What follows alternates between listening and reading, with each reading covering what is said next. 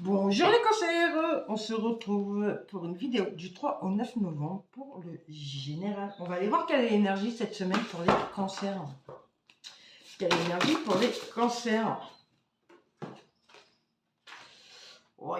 Nous avons de la négativité, il va y avoir de la corruption, de l'imperfection. C'est un peu comme si on vous disait, mais les cancers, depuis le temps qu'on vous dit de travailler sur vos émotions que vous avez, de dire ce que vous avez à dire. Ce qui vous permettrait quand même de nettoyer cette négativité et de voir les changements positifs arriver. Alors, on me parle de fin de cycle. Vous allez avoir une nouvelle qui va vous apporter de la colère cet hiver. Enfin, ça va être pour l'hiver. Hein. On vous dit, faites attention. Car vous allez avoir un déséquilibre. Ouais. Mais vous allez trouver de l'entraide quand même. Faites attention à cette entraide parce qu'on pourrait abuser de votre confiance et de votre gentillesse. Vous avez besoin de calme et de repos. Vous êtes dans la lenteur. Et en fait, on a une blague là et on sort que même un escargot va plus vite que vous. On vous demande, vous allez devoir faire des choix. Car au moment, vous n'êtes pas dans les bons choix par rapport à une relation. Professionnellement. Qu'as-tu à dire professionnellement? Alors, en ce moment, vous pensez à la famille par rapport à votre travail. Alors, si vous êtes patron, je pense que vous voulez demander à votre famille de venir vous aider. Et ça peut être aussi que vous travaillez dans la même entreprise que quelqu'un de votre famille.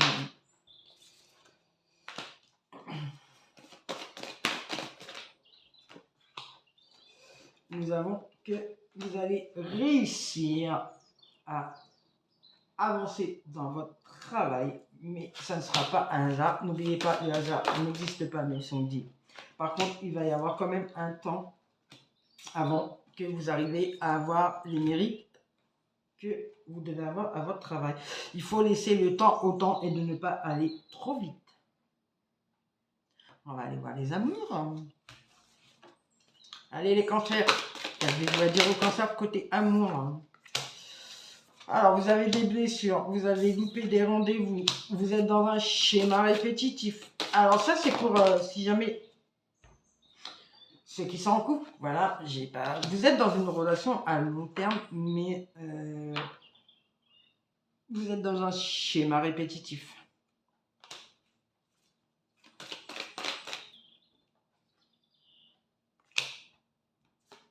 Il y a le rôle inversé. Il y a la rupture. Ouais.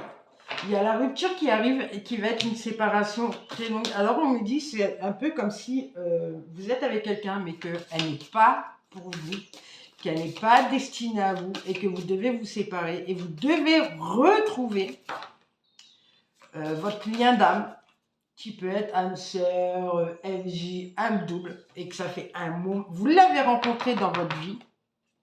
Ça peut être quand vous étiez jeune, quand vous étiez ado. Et que vous vous êtes mis ensemble, vous êtes séparés et qu'il y a une très très longue séparation. Mais cette séparation vous inspire, elle vous fait sortir de votre zone de confort karmique.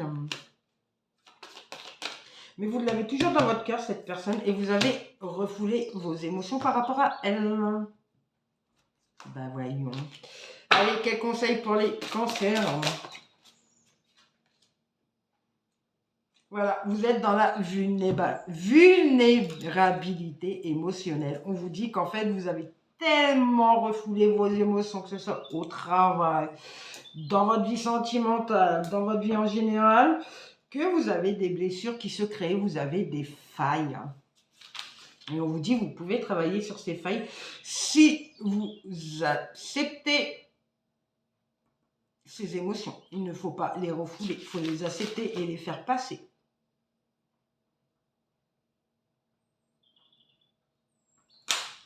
Quelle est la chance pour les cancers? Ben, en fait, c'est pas de chance parce que c'est une personne qui vous apporte cette vulnérabilité émotionnelle. Vous ressentez le lien que vous avez avec cette personne. Et du coup, ce lien fait que elle vous fait ressortir toutes vos émotions refoulées, ce qui vous fait travailler dessus et vous allez ouvrir enfin les yeux et avancer. Voilà les cancers, je vous souhaite une bonne semaine et je vous dis à bientôt.